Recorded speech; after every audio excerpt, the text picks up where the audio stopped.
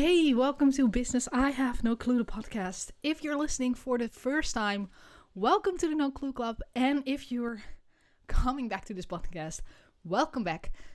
I'm Cornelia van Kranenburg, and I am in love with personal growth and development and with business. So that's what this podcast is all about. Today, however, is a very personal one. It's a very personal podcast. And it is for you if you're thinking about taking a big break from business, basically, for, buying a home, redoing stuff in your home, going on vacation, a long trip, maybe worldwide, whatever it is. Maybe you want to take a break because you are pregnant, or you simply love hearing this story of how I did all this regarding pregnancy, giving birth, and my business, because that's what today's podcast is about. Let me take you back to a moment last year in April. No, May. It's May already. We just came back from a large trip. We went on vacation to Indonesia, and we're back 4 days in, and I am 1 day late in my cycle. And I know it probably shouldn't be the case, but I'm not so sure. Let's test this. Let's test if I'm pregnant. After 2 minutes, I'm looking very, very closely to this test, and there's not one. There's definitely a second, very faint, but it's there, pink line, meaning I'm pregnant. And I know in that moment everything is about to change. My life is going to be turned upside down. I have to do a lot of stuff to prepare my business, to prepare myself for this life event that's about to happen. And it's still kind of a surprise. Like, I did not expect to be pregnant. And yes, we planned for a pregnancy, so it's very, very, very welcome. But it's still like a surprise. Secretly, I was waiting until my business was successful enough, until I have all the systems in place to do everything on automation, basically. Do a lot of stuff automated. And yeah, the business preparation had already started because I knew I wanted to get pregnant, but it's definitely not at the place where I want it to be. And at the same time, this is my business, but it seems so small in comparison to becoming a mom. And I know I have to make sure I set myself up for success when I go on pregnancy leave. And at the same time, I need to find out everything that I possibly can about being pregnant, becoming a mom, giving birth, everything. Because I don't know anything about this. If someone would give me a baby in my hands, I'm like, what shall I do with this? It always, no, not for me. I don't want to hold your baby. Keep it safe in your arms. I don't know what to do with this. It would be very, very, very, very awkward. I wouldn't know what to do with it. So I know I have to do some intense preparation for this. Because every mom I have a picture of giving birth at least. I want this to be a good experience. I don't want it to be traumatic. And I know for a lot of women, giving birth is traumatic because they feel out of control. And you can record a whole podcast on that topic. I won't do that, but I know I need to prepare well in order to avoid this becoming a traumatic event that could possibly trigger postpartum depression, which I am definitely a little bit scared for. And preparation is everything. I know that. So I need to focus on making sure I prepare right for the pregnancy, for giving birth, for being a mom afterwards, and I need to prepare my business and assume this new identity of being a loving mom and a successful entrepreneur, because I do believe you can be both at the same time. I need to make sure that's going to happen. I will tell you, with this dream in mind, what happened. Because with this pregnancy test in hand, it was like 4 weeks. I was 4 weeks pregnant. Within a week, I was nauseous. I was exhausted. And I'm kind of forced to go slow. To go very slow. Because sleep. Yeah, I'm sleeping during the day. I need to eat like every 5 minutes to make sure I'm not super nauseous. So my business time goes down to like the absolute bare minimum. I am not posting anymore. I'm not creating content anymore. I'm like, the only thing I'm doing is helping the clients that I currently have. And to make sure that they do well, because that is like the most important thing out there, and everything else, it's just not there. Lying on the couch or in the car to my horse, because, well, obviously she needs to be taken care of as well. I am listening to I'm like starting my preparation. I'm starting my preparation on giving birth, on becoming a mom, and I start with listening to podcasts about giving birth stories. I need to know what this process is going to be like. I need to know everything I can know about giving birth. In the Netherlands, we have like this culture of giving birth at home. I know that is not the case in many other countries, but our care system is centered around the first option is giving birth at home. It's very safe. And if it's not, they will refer you to the hospital. They will make sure you're at the hospital on time. It's a good thing that our country is this small. You are at a hospital within like 30 minutes max, I think. At least where I live, it's a 17-minute drive to the first location where they have rooms to give birth in. And I need to know, like, I want to give birth at home. I already know that I will feel the most safe at home. I will not be distracted by everything that's around me.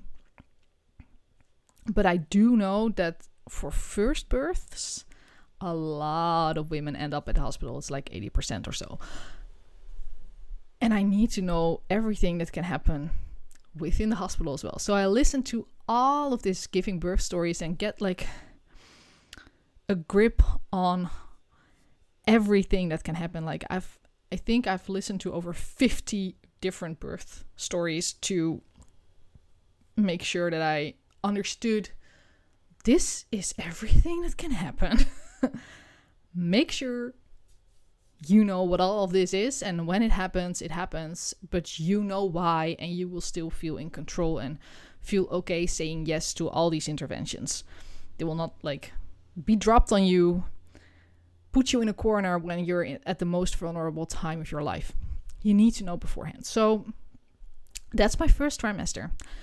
Lying on the couch, eating every 5 minutes to make sure that I'm not super nauseous, not doing anything for my business, basically, and listening to podcasts.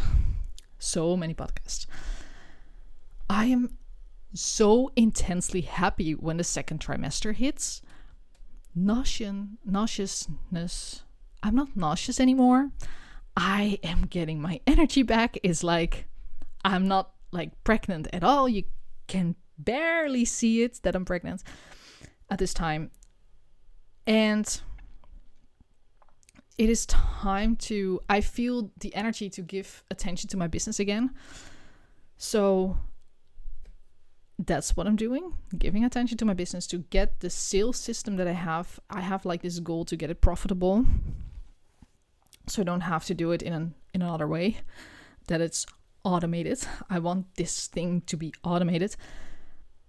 I decided to pre-record all kinds of podcast episodes so that at the moment that I'm away, there will still be podcast episodes released. I am also diving into taking care of my pregnant body, swimming, dancing, boot camp, everything to make sure I'm as fit as possible going into giving birth. And because I'm kind of scared about having a postpartum depression, I get help.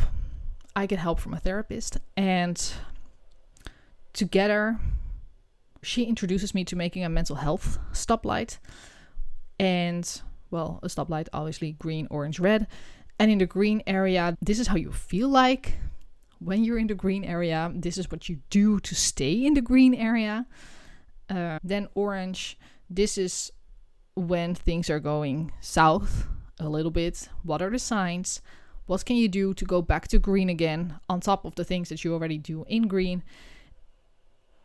And obviously with red, everything has gone wrong. You're in the postpartum depression now. What can you do to make sure you climb up to orange and to green? In the red part, obviously, there's more therapy. I am so grateful by this tool that she gives me, because I completely understand what I have to do when, in which situation. And it feels like I have more control now over the whole process. And halfway through this second trimester, I get really, really, really tired again. I haven't experienced this kind of tiredness before in my life, I think. It also makes me feel down. So I am going to my doctor, to my midwife, and say, like, I don't think this is supposed to happen. You're supposed to feel energized in your second trimester, and I feel more tired than I was during the first trimester. I don't think this is right. And we did some blood tests, and eventually they found out that I have an iron deficiency. And there's no super quick solution to that. Well, there is, but they don't want to give it to me because I'm pregnant. And this means I'm slowing down again. We're back to not having time, or basically not having energy to do a lot of stuff on my business. I am still going for the swimming, the dancing, the boot camp, but I cannot give my all. And my business is paying the price at this point. Taking care of me is so much more important than finishing the stuff that I want to do for my business. It's not happening. It is not happening. I'm so tired. And I cannot even walk to my office. It's on the second floor of our house. And I don't want to climb the stairs. I'm like, no. It takes me way too long to get upstairs, and then I feel exhausted for just doing that. Let's just not. But I get pills for the iron deficiency, and slowly but steady, it's going better, and a little bit better. I get more energy. And the third trimester, I feel better. I have way more energy. And I feel better than in all the weeks before, but I have this huge belly now. And with this huge belly, it's there's other stuff that's hard. Yeah. There's other stuff that is hard. The hormones take over. All the baby stuff. It's in my head, it has to come first. I have to fix the nursery. I have to make sure we have everything. I need to make sure that I actually understand what it is to be a mom. How do you raise a child? I need to read books on this. I need this is my mind at that point. I make a list of baby stuff, and I decide this is the list I'm gonna do first. So I need to clean my house. I need to tidy everything. I need to know what a baby sleeping looks like. I need to know what breastfeeding, what do I need to do? How does this work? How long am I gonna do this? And I'm this is the only thing I'm thinking about. baby, baby, baby, baby, baby, baby, baby stuff. So my business, yet again, not so important at this point. So there's no prepared content. There are no finalized sales systems or whatsoever. And halfway through my third trimester, I'm making peace with that because I was fighting it a little bit.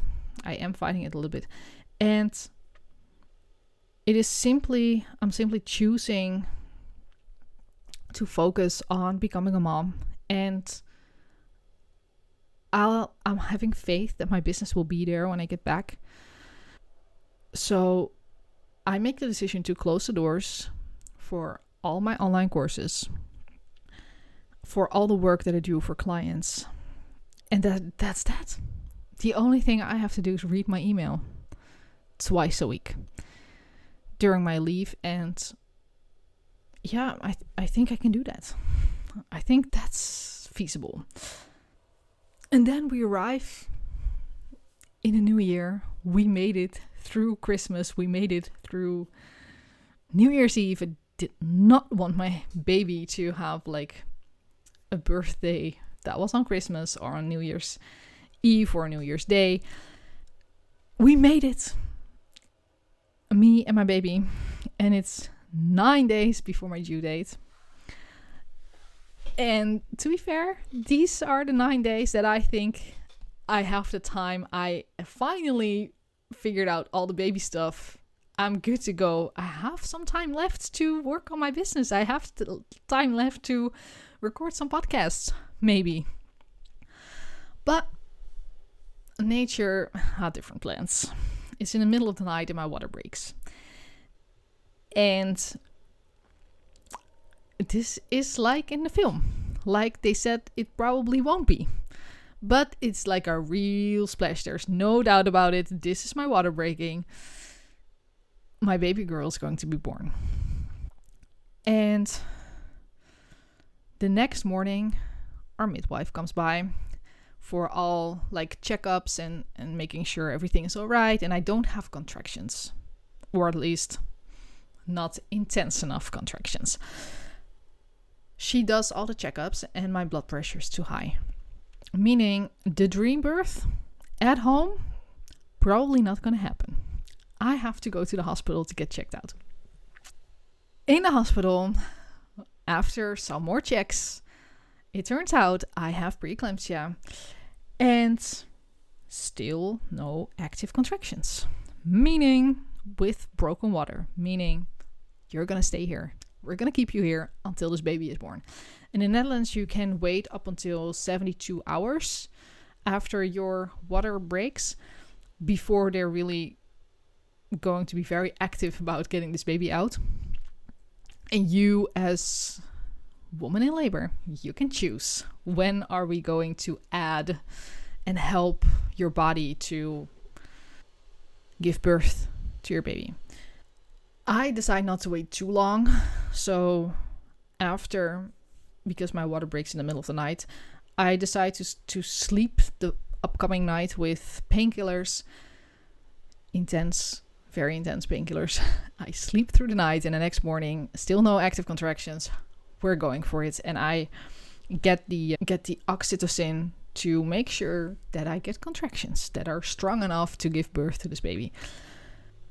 Well, everything is not really going according to plan. But we're in the hospital. It is a very snowy outside. Not very typical Dutch weather, but a lot of weather alarms to not go outside. So we're safe at the hospital. And with these contractions, I will spare you the details of all the giving birth part, but this is painful. This is so painful. And I cannot relax in between contractions anymore. I need an epidural now.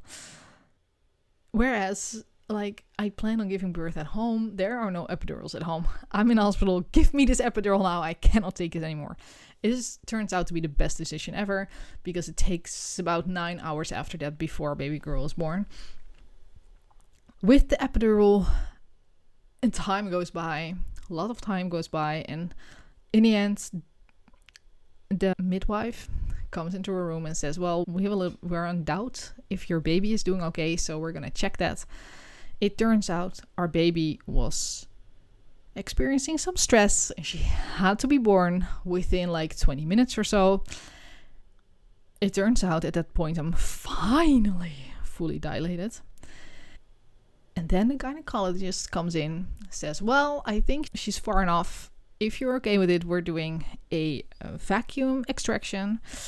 The other option is a C-section, so what do you want? Well, I want the vacuum extraction. We're going to push this baby out right now. This needs to be over. I don't want a huge operation. I want her just like to be born now. 4 contractions later, I'm a mom. Because that's the moment my daughter is born. And there's so much love in that moment. Like, this girl is so loved and will be so loved for her entire life. At the same time, I still lose a lot of blood. I have what they call fluxes. So they're very busy with taking care of me. And I'm just looking at my baby girl. I'm so in love with her. Like, so in love. I was prepared for this worst case scenario. And I was prepared so well that I felt super supported in the hospital. And I was okay with every decision that was made. I made a couple myself. To start with oxytocin, for example, or to sleep with painkillers. I decided that too. We're going to do that, and the epidural, obviously.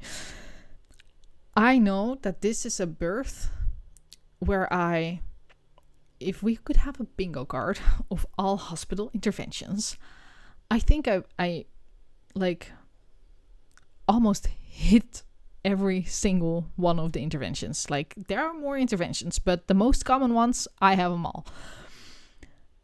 And it's a birth that many women would have experienced as traumatic. But I didn't. And like a couple of weeks after, I'm like reflecting on why is it that I had such a good experience in the hospital, even though it was so different than I thought it would be. And I realized that there was a very, very simple reason why. And it's because I dove so deep into everything I could know about giving birth. All the scenarios that could happen. Like, my birth, my giving birth, my labor was different than the 50 stories that I listened to beforehand. It is a mix and match of all of them with not having, like, yeah, I mix and matched all the interventions into my story, my giving birth, my experience. But I dove so deep into every what if scenario that I felt in control.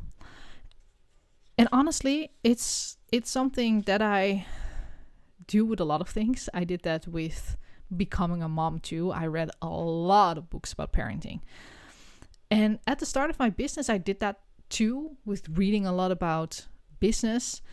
But I never really dove into the what if scenarios. What if scenario A happens? What are you going to do then? What if scenario B happens? What are you going to do then? So this is a lesson I'm going to take back to my business. If I will ever do a new product launch, a new system for my business, or optimize the system for my business, I am going to make sure that I have all the scenarios clear. Like, all the things that can happen and what will I do when that happens. Because this kind of preparation is everything. It will give you the confidence and the feeling of being in control when scenario Z happens, for instance. Like the scenario that you maybe did not imagine, but it's a combination of other scenarios, so you know what to do. When launching a product, building a sales system, you know what to do if it doesn't work, if it doesn't go according to the plan that you had. So you understand what you can do in a scenario when there are no views, no sales, not enough sales, clients that are not happy. Whatever it is that can happen, you know exactly what to do.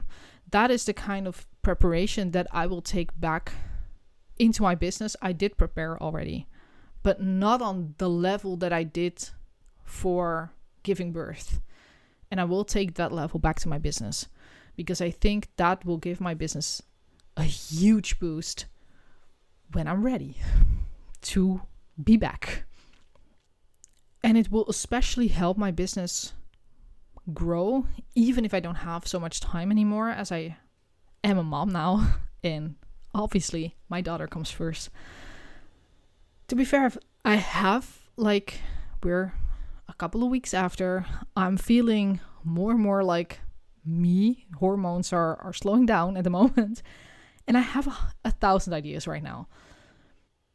Because this break, this time where I did not do so much on my business as I would have wanted to, it gave me time to think. It gave me time to rethink a lot of things in my business. And I'm itching to get started again. I know it's not the time yet, but when I am ready, I'm prepared to grow to a new level of entrepreneurship as online trainer with my online courses. And I know that will happen because I will bring this new experience of being away, of having a big live event, of the preparation that went into that. I will take that back to my business. And that will help me to grow to a whole new level.